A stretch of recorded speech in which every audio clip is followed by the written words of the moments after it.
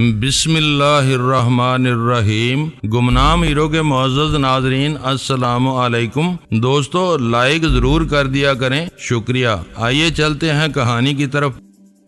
Vera کی Bangkok میں موجودگی کی خبر سن کر میرا سارا خمار کافور ہو چکا تھا۔ اس کی زبان سے بینکاک کے مقامی اخبارات کا ذکر سن کر میرا تجسس بیدار ہو گیا۔ فون سے فارغ ہوتے ہی میں نے تپائی کی طرف چھلانگ لگائی اور اخبار کھول کر بیٹھ گیا۔ دنیا کے دوسرے بڑے شہروں کی طرح بینکاک میں بھی جرائم کی روزانہ شرح بہت بلند ہے، لیکن ان جرائم میں قتل و خون ریزی کے واقعات کم ہوتے ہیں۔ ساحلی علاقے سے دو جلی ہوئی لاشوں کے ساتھ ملنے والی تیسری لاش کی کہانی اخبار کی شہ سرخی میں موجود تھی۔ راجن کی جلی ہوئی گاڑی کی شناخت میں کوئی دشواری پیش نہیں آئی۔ جائے واردات پر دور دور تک کوئی ذی روح موجود نہیں تھا جو اس پراسرار حادثے پر روشنی ڈالتا۔ اس لیے امدادی عملے نے آگ پر قابو پانے بلکہ اس کے سرد ہو جانے کے بعد کار کے تپتے ہوئے ڈھانچے کو پانی کی تیز دھاروں سے ٹھنڈا کیا، اور وہاں پہنچنے والی پولیس پارٹی نے وہیں سے کار کا رجسٹریشن نمبر وغیرہ اپنے ہیڈ آفس کو دے کر لاسلکی رابطے پر یہ معلوم کر لیا کہ جلنے والی گاڑی راجن کی ملکیت تھی۔ وہ سرا ہاتھ آ جانے کے بعد پولیس والوں کا کام آسان ہو گیا۔ موتی محل سے فون پر رابطہ کیا گیا تو راجن دستیاب نہیں تھا۔ زخمی حالت میں وہ سامنے آنے کی حماقت کرتا تو شاید اس کے زر خرید افسر اسے پولیس کی باز پرس سے بچا لیتے، لیکن میڈیا کے بے رحم نمائندوں کے لیے راجن کا زخم ایک بڑا سوالیہ نشان بن جاتا۔ راجن نے اس معاملے کی نزاکت کو سمجھتے ہوئے خاموشی اور رپوشی اختیار کر لی۔ راجن نے سب سے بڑی ہوشیاری یہ کی کہ میرے ہاتھوں زخمی ہونے کے بعد موتی محل میں واپس پہنچتے ہی اس نے اپنے کارندوں کے ذریعے مقامی تھانے میں یہ رپورٹ درج کرا دی کہ اس کے 3 آدمی اس کی گاڑی لے کر سرے شام خریداری کے لیے نکلے تھے اور اس وقت تک وہ واپس لوٹے نہ ان کا کوئی سراغ مل رہا تھا۔ پولیس کی طرف سے جلی ہوئی کار اور 3 لاشوں کی دریافت کی خبر ملنے پر راجن کے 2 آدمی تیزی سے جائے واردات پر پہنچے اور انہوں نے سب کچھ پہچان کر وہاں موجود عملے کو بتایا کہ وہ وہی گاڑی تھی جسے لے کر 3 افراد شام سے غائب تھے۔ 2 لاشوں کی شناخت نہیں ہو سکی، مگر انہوں نے تیسرے کو اپنے ساتھی کی حیثیت سے پہچان لیا، لیکن ایک لاش کی شناخت کے بعد غالب امکان ظاہر کیا گیا تھا کہ کوئلہ بنی ہوئی لاشیں اس کے ساتھیوں کی ہوگی۔ راجن نے اپنی چالاکی سے اپنے آدمیوں کو ہر قسم کی جواب دہی سے بچا لیا۔ گاڑی سمیت 3 آدمیوں کی گمشدگی کی رپورٹ ان کی تلاش میں ناکامی کے بعد کافی تاخیر سے درج کرائی گئی تھی، مگر بہرحال ریکارڈ پر موجود تھی۔ اس واقعے کی تفتیش اور سفاق مجرموں کی نشاندہی کی ساری ذمہ داری پولیس والوں کے سر آ گئی تھی۔ ان کا ابتدائی اندازہ تھا کہ وہ واردات کسی پرانی دشمنی کا نتیجہ تھی اور ان تینوں کو اس ویرانے میں گھیر کر مارا گیا تھا۔ اس نظریے کی روشنی میں کار کے نظر آتش ہونے کو اتفاقی حادثہ تسلیم نہیں کیا گیا۔ ایک سینئر پولیس افسر کا خیال تھا کہ دونوں لاشوں کو کار میں ڈال کر دانستہ آگ لگائی گئی تھی تاکہ ان اموات کو عبرت ناک بنایا جا سکے۔ اس حرکت کے ذریعے نامعلوم دشمنوں نے موتی محل والوں کو کوئی پیغام دینے کی کوشش کی تھی۔ میرے اندازے کے عین مطابق راجن نے اس واقعے سے مکمل لا تعلقی اختیار کر لی تھی، جیسے وہ سرے سے وہاں موجود نہ رہا ہو۔ اسی طرح خبروں میں کہیں بھی میرے بارے میں کوئی اشارہ نہیں تھا۔ راجن نے اپنی ساکھ بچانے کے لیے ان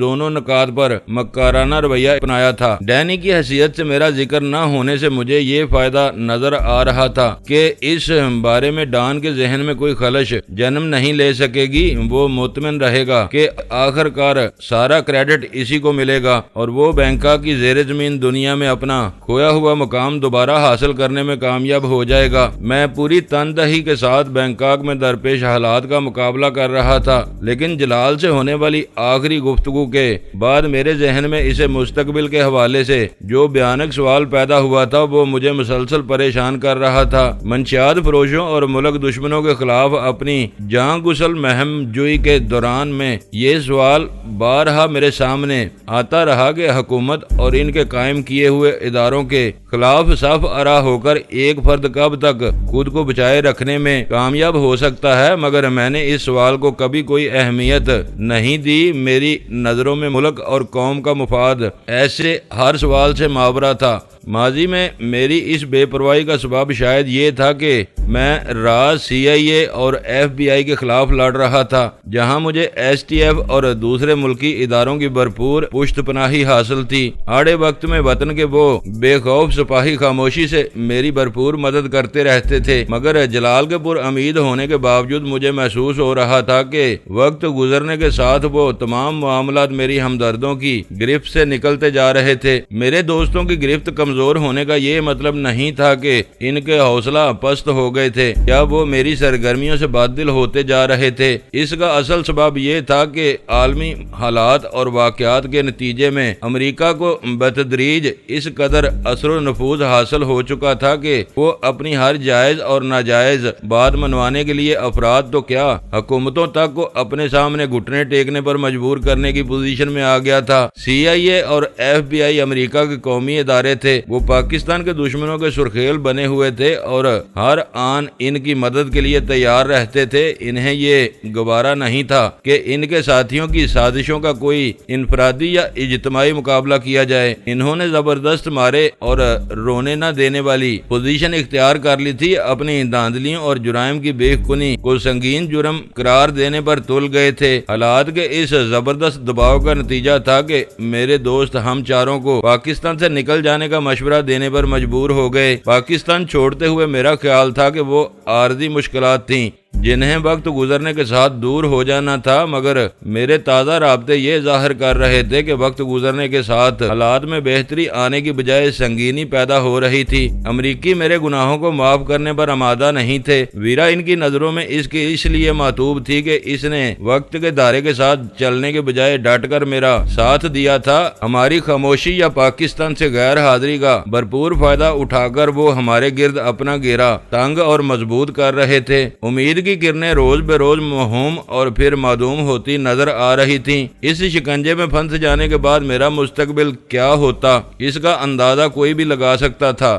ویرا کو حالات کے اس بگاڑ کا پورا ادراک نہیں تھا۔ وہ اپنی دھن میں سلطان شاہ کے ساتھ خوش گپیوں میں مصروف تھی۔ غزالہ بہت حساس طبیعت کی مالک تھی۔ میں اس کے بارے میں دل کھول کر اس سے کوئی بات نہیں کر سکتا تھا۔ حالات کے تناظر میں ابھرنے والی ڈراؤنی صورت احوال سے خوفزدہ ہو کر وہ اپنا وہی پرانا مشورہ دہراتی جو پہلے بھی کئی بار دے چکی تھی اور میں نے ہر بار اسے مذاق میں اڑا دیا تھا۔ آپ اخبار پڑھ رہے ہیں یا سوچوں کی دنیا میں کھوئے ہوئے ہیں؟ غزالہ کی آواز سن کر میں چونک گیا۔ اس کا سوال بجا تھا۔ میں نے کافی دیر سے اخبار کا پہلا صفحہ اپنے سامنے کھولے بیٹھا تھا، مگر میرا ذہن اور میری نگاہیں اپنے مستقبل کے ویرانوں میں بھٹک رہی تھیں۔ میں خفت امیز انداز میں ہنس دیا اور بولا، میرے خیالات کی رو موتی محل کی طرف بھٹک گئی تھی۔ اس وقت وہاں صف ماتم بچھی ہوئی ہوگی۔ انہیں سوگ کے بجائے جشن منانا چاہیے کہ راجن آپ کی چلائی ہوئی گولی سے بچ کر زندہ واپس لوٹنے میں کامیاب ہو گیا۔ غزالہ ہنس کر بولی، وائٹ ہاک کی تباہی کے بعد یہ دوسرا بڑا دھچکا ہے۔ 3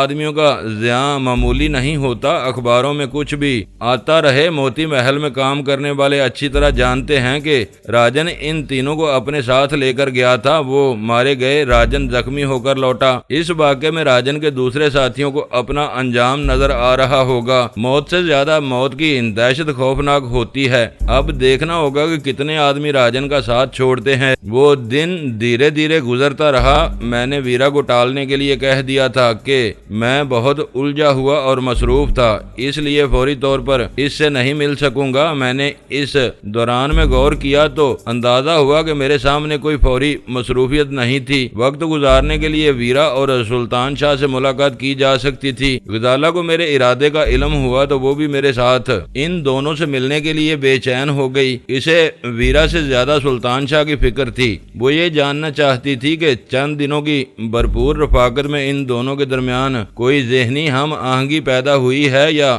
ویرا بے رحمانہ انداز میں سلطان شاہ کے جذبات سے کھیل کر اسے مذہبی مباحث میں الجھا رہی ہے۔ میری خواہش تھی کہ غزالہ اس ملاقات میں شریک نہ ہو۔ ہم چاروں کا یکجا ہونا حفاظتی نقطہ نظر سے مناسب نہیں تھا۔ ہمارے درمیان یہ بحث جاری تھی کہ میری مقامی موبائل فون پر ڈان کی کال آ گئی۔ تم نے چھوٹا راجن کی جڑیں ہلا دی ہیں۔ ڈان نے میری آواز سنتے ہی بلا کسی تمہید کے اپنی بات شروع کر دی۔ مقامیوں کی ایک بڑی تعداد نے اس کا ساتھ چھوڑ دیا ہے۔ موتی محل میں گنے چنے آدمی رہ گئے ہیں، جن میں اکثریت چھوٹا راجن کے بھارتی محافظوں کی ہے۔ یہ سب تمہاری دعاؤں کا کرشمہ ہے۔ میں نے ڈان کی ذہنیت کے پیش نظر وہ کریڈٹ اسی کے ساتھ ڈالتے ہوئے جواب دیا، تم نے میرے سر پر اپنا دستِ شفقت نہ رکھا ہوتا تو میں کسی ہوم ورک کے بغیر اس سے ٹکرا کر فنا ہو چکا ہوتا۔ اب معاملہ کچھ گڑبڑ ہوتا ہوا نظر آ رہا ہے۔ ڈان نے اپنی تعریف سننے کے بعد قدرے پر تشویش لہجے میں کہا، آج شام کی 2 الگ الگ پروازوں سے بمبئی کی زیر زمین دنیا کے 2 بڑے نام یہاں پہنچے ہیں۔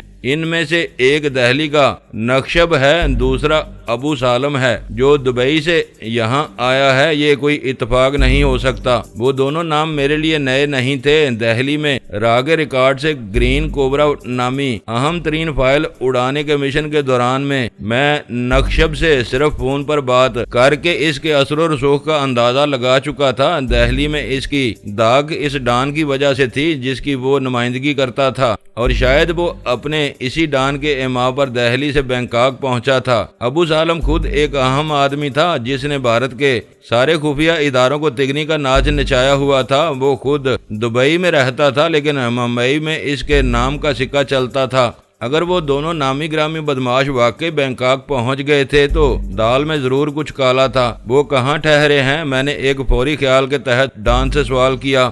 وہ دونوں الگ الگ ہوٹلوں میں مقیم ہیں۔ نقشب سیام انٹر کانٹیننٹل میں ہے، ابو سالم کانٹیننٹل میں ٹھہرا ہے، ڈان نے بتایا۔ سیام انٹر کانٹیننٹل کا نام سنتے ہی میرے فرشتے کوچ کر گئے۔ ویرا اور سلطان شاہ اسی ہوٹل میں مقیم تھے اور میں غزالہ کے ساتھ ان دونوں سے ملنے کے لیے وہاں جانے کا پروگرام بنا رہا تھا۔ تم ان دونوں کی آمد سے کیا خطرہ محسوس کر رہے ہو؟ میں نے اپنے لہجے پر قابو رکھتے ہوئے پرسکون انداز میں ڈان سے اگلا سوال کیا، کیا تمہیں یہ بات عجیب محسوس نہیں ہو رہی کہ کل رات تم نے چھوٹا راجن کو زخمی کیا اور آج نامور بھارتی بدماش یہاں پہنچنا شروع ہو گئے؟ ڈان نے الٹا مجھ ہی سے سوال کر ڈالا۔ اگر وہ ایئرپورٹ سے موتی محل گئے ہوتے تو میں ضرور فکر مند ہو جاتا۔ ہمیں ان کی طرف سے فکر مند ہونے کی ضرورت نہیں، البتہ ان کی سرگرمیوں کی نگرانی ضروری ہے۔ میں نے پوری ایمانداری سے اپنی رائے ڈان کے گوش گزار کر دی۔ نگرانی ہو رہی ہے، دونوں ہوٹلوں کے ٹیلی فون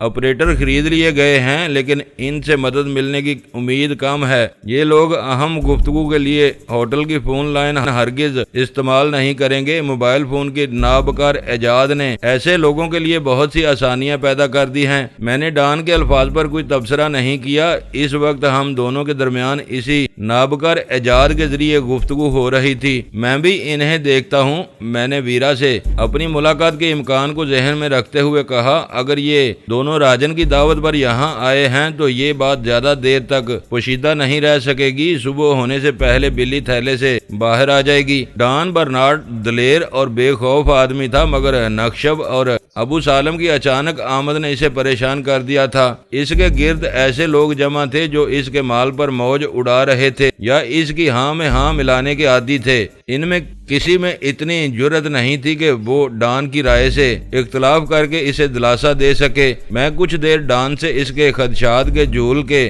بارے میں گفتگو کرتا رہا۔ جب ہماری بات چیت کا سلسلہ ختم ہوا تو ڈان کی تشویش بڑی حد تک رفع ہو چکی تھی۔ میں نے اپنی باتوں کے ہیر پھیر سے ڈان کی پریشانی عارضی طور پر دور کر دی تھی، مگر مجھے اس خبر سے خلجان سا ہو رہا تھا کہ نقشب نے اپنے قیام کے لیے ویرا والے ہوٹل کا انتخاب کیا تھا۔ نقشب کے وہاں آ جانے کے بعد غزالہ کو میں اپنے ساتھ لے جانے کا خطرہ مول نہیں لے سکتا تھا۔ میں نے غزالہ کو اس نئی مجبوری سے آگاہ کیا تو وہ برا سا منہ بنا کر رہ گئی۔ اس نے میرے ساتھ چلنے پر اصرار نہیں کیا۔ میں چاہتا تو فون کر کے ان دونوں کو سیام انٹر کانٹیننٹل ہوٹل سے ملحق سیام اسکوائر کے سبزہ زار میں ملاقات کے لیے بلا سکتا تھا، لیکن شہر کے کسی کھلے مقام پر ہمارا اس طرح یکجا ہونا ہمارے لیے خطرناک ثابت ہو سکتا تھا۔ بہتر یہی تھا کہ ان دونوں کو میں کسی کے کمرے میں ملاقات کر کے انہیں شہر کے حساس حالات سے آگاہ کر دیا جائے۔ مجھے خوشی تھی کہ ڈان کا فون بروقت آ گیا اور مجھے یہ معلوم ہو گیا کہ نقشب کے قیام کی وجہ سے ڈان کے آدمی سیام انٹرنیشنل ہوٹل کی نگرانی کر رہے تھے۔ میرے لیے ڈان یا چاؤ فان کے آدمیوں کے چہرے یاد رکھنا مشکل تھا۔ مجھے بیشتر مقامی باشندے ایک جیسے نظر آتے تھے۔ میں نے پیش در پہ کئی مارکوں میں متعدد آدمیوں کے ساتھ کام کیا تھا۔ مجھے یقین تھا کہ حاصل کردہ نتائج کی اہمیت کی وجہ سے میرے خد و خال ان سب کے ذہنوں پر نقش ہو کر رہ گئے ہوں گے۔ ان میں سے کوئی بھی مجھے دوبارہ دیکھتا تو مجھے دور سے پہچان سکتا تھا۔ میں بے خبری کے عالم میں غزالہ کو اپنے ساتھ لے کر جو ہی اس ہوٹل میں قدم رکھتا، یہ سنسنی خیز خبر ڈان تک پہنچ جاتی اور اس کے ذہن میں میری طرف سے ہزار بدگمانیاں پیدا ہو جاتی، جنہیں دور کرنے میں مجھے دانتوں پسینہ آ جاتا۔ وہاں کی صورت احوال جان لینے کے بعد میں بے فکری سے اکیلا سیام انٹر کانٹیننٹل ہوٹل میں جا سکتا تھا۔ ایک مرتبہ ہوٹل میں گھسنے کے بعد میں کہاں جاتا یہ کسی کو معلوم نہیں ہو سکتا تھا۔ میں ڈان کو یہ کہہ کر پوری طرح مطمئن کر سکتا تھا کہ میں نقشب کے عزائم کا اندازہ لگانے کے لیے ادھر گیا، لیکن اپنی سر توڑ کوششوں کے باوجود کچھ معلوم کرنے میں کامیاب نہیں ہو سکا۔ بات وہیں ختم ہو جاتی۔ غزالہ کو پرجوش انداز میں الوداع کہہ کر میں بلا تاخیر ہیرا اور سلطان شاہ سے ملنے کے لیے روانہ ہو گیا۔ وہ دونوں میری مرضی کے خلاف بینکاک آ گئے تھے تو میں انہیں نظر انداز نہیں کر سکتا تھا۔ بینکاک میں کچھ عرصہ گزارنے کے بعد مجھے اپنے ہوٹل کے قرب و جوار کے راستوں کی خاصی شدھ بدھ ہو گئی تھی۔ سیام اسکوائر کا خوبصورت پارک میرا دیکھا بالا تھا۔ ہلٹن ہوٹل سے اس کی پیدل مسافت زیادہ لمبی نہیں تھی۔ اس پارک کے ایک سرے پر سیام انٹر کانٹیننٹل ہوٹل واقع تھا۔ میں نے اپنے ہوٹل سے باہر نکل کر سگریٹ سلگائی اور پیدل اپنی منزل کی طرف چل دیا۔ چند منٹوں کی مست خرامی کے بعد میں ویرا کے ہوٹل کے سامنے تھا۔ وہاں لوگوں کی زبردست چہل پہل تھی۔ وہ شہر کا بارونق تفریحی علاقہ تھا۔ مجھے کہیں کوئی غیر معمولی بات نظر آئی، نہ کوئی شناسا چہرہ دکھائی دیا جس پر ڈان کا آدمی ہونے کا گمان ہوتا۔ میں ہوٹل میں داخل ہوا تو وہاں بانت بانت کے مختصر کپڑوں میں ملبوس سفید فام خواتین اور لڑکیوں کی اتنی بڑی تعداد ہنسنے بولنے میں مصروف تھی کہ وہاں کسی فیشن پریڈ کے انعقاد کا گمان ہو رہا تھا۔ وہ چاؤفان کی دلچسپی کے رنگین مناظر تھے۔ میرے لیے ان دعوت انگیز نظاروں میں کوئی خاص کشش نہیں تھی۔ لباس کے فاقے میں مبتلا جسموں کو ہر رنگ اور نسل کے مرد بہت رغبت کے ساتھ دیکھ رہے تھے۔ میں بے پرواہ خواتین اور ندیدے مردوں پر سرسری نظر ڈالتا ہوا سیدھا ٹیلی فون کاؤنٹر کی طرف چلا گیا۔ بغیر ڈائل والے ایک فون کا ریسیور اٹھا کر میں نے آپریٹر کو ویرا کے کمرے کا نمبر بتایا اور اسی لمحے مجھے لائن مل گئی۔ ویرا کو یہ جان کر خوشی ہوئی کہ میں اپنی مصروفیات اور الجھنوں کے باوجود ان دونوں سے ملنے کے لیے ہوٹل کی لابی تک پہنچ چکا تھا۔ وہ میرے استقبال کے لیے نیچے آنے پر آمادہ تھی، مگر میں نے اسے روک دیا اور فون بند کر کے لفٹ کی طرف بڑھ گیا۔ چھٹی منزل کی راہداری میں بچھے ہوئے دبیز قالین پر بے آواز قدموں سے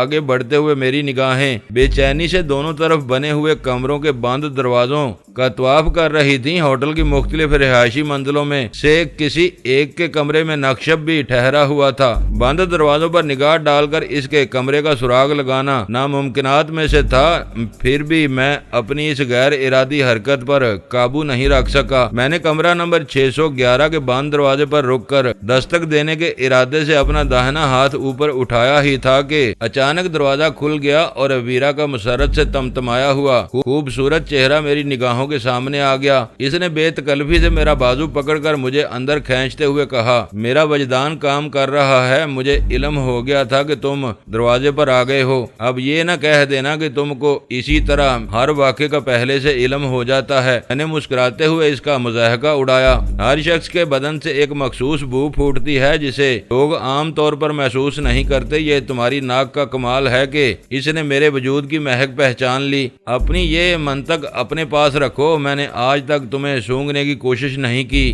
اس نے مجھے اندر لے جاتے ہوئے کہا۔ اچانک اندر سے سلطان شاہ اچھل کر نمودار ہوا اور ویرا کو ایک طرف دھکیل کر پرجوش انداز میں مجھ سے بغل گیر ہو گیا۔ اللہ کا شکر ہے کہ آج ہم پھر یکجا ہو رہے ہیں، وہ وفور جذبات سے برائی ہوئی آواز میں کہہ رہا تھا۔ میری آنکھیں تمہیں دیکھنے کو ترس گئی تھیں، بے چارہ تم سے بچھڑ کر خود کو یتیم تصور کرنے لگا تھا۔ ویرا نے مضحکہ اڑانے والے انداز میں فکرہ لگایا، اب اسے اپنی آغوش پدری سے الگ نہ ہونے دینا، مجھے چھوڑو اور اپنا حال بتاؤ۔ تم اتنی حسرت سے ان دونوں کا ذکر کیا کرتی تھی جیسے تمہیں ان سے ہمیشہ کے لیے الگ کر کے عالم بالا میں بھیج دیا گیا ہو۔ سلطان شاہ تنک کر بولا اور آہستگی سے مجھ سے الگ ہو گیا۔ میں حیران ہوں کہ تم دونوں ایک دوسرے کے نامحرم ہوتے ہوئے بھی اس ایک کمرے میں مقیم ہو۔ میں نے ویرا سے مخاطب ہو کر کہا، جب سے یہ جعلی ملا بنا ہے ایسی ہی نت نئی باتیں نکالتا رہتا ہے، اس کی منطق کی وجہ سے ہم مسلسل 2 کمروں کا کرایہ ادا کرتے آ رہے ہیں۔ ویرا چٹک کر بولی، میں نے تمہاری آمد کی وجہ سے اسے اس کے کمرے سے بلایا ہے، میں تم دونوں کا مذاکرہ سننے کے لیے نہیں آیا۔ میں نے ویرا کی قطع کلامی کر کے سنجیدگی سے کہا، مجھے اندازہ نہیں تھا کہ مجھے دیکھتے ہی تم دونوں یوں پھسلنا شروع کر دو گے۔ میرا خیال تھا کہ ساتھ رہ کر تم ایک دوسرے کو